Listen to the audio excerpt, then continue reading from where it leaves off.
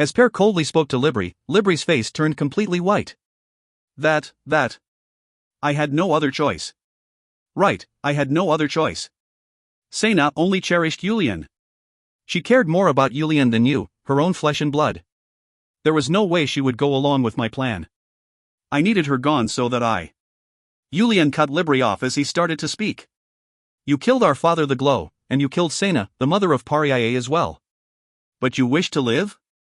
You really must have a thick skin. Not only am I full of anger, now I'm also sad. Does that mean that you must kill me?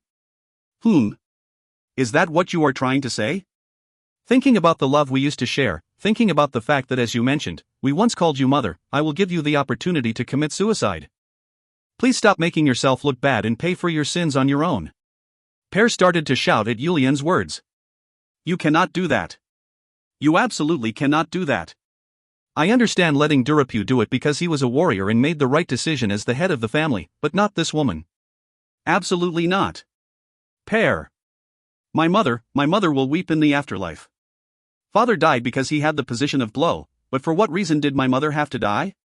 She must be so full of resentment that she won't even head to the Guardian. My mother was a pure woman, but to be poisoned to death without knowing what happened, she won't be able to peacefully head to the Guardian because of this resentment. Yulian let out a long sigh listening to Per's anger-filled shout. We must rip her into pieces until she dies to set an example. This woman needs to feel the pain of breaking apart a family and the resulting pain in our heart. That is the best course of action. Although these were not her biological sons whom she gave birth to, hearing her eldest son saying kill herself, and her middle son saying she needs to be ripped into pieces, Libri understood that no matter what happened, she was going to die today. Once she figured that out, she just started to shout in anger. It's not like I wanted to do something like this. Your so-called father, my so-called husband. If he had not acted that way, I would have accepted everything as my fate and just lived in peace. But do you know how your father acted after Myrez was killed? Libri's eyes were full of anger. He obviously didn't look for me, but he didn't even look for Sena. Pretending to be a man full of purity, he just longed for Myrez each and every day. If he was going to be that way anyways, why didn't he just die with her? Of course I knew that he was obsessed with Myrez from a long time before that. Libri started to shake in anger. Do you know how Sena and I ended up marrying your father? It was at Myrez's request. After being married for 3 years and not becoming pregnant, she told him to take in more wives. Once your father rejected her request, she cried and cried until she convinced him. He then married Sena, and after only having 2 sons, it was then that I entered this family.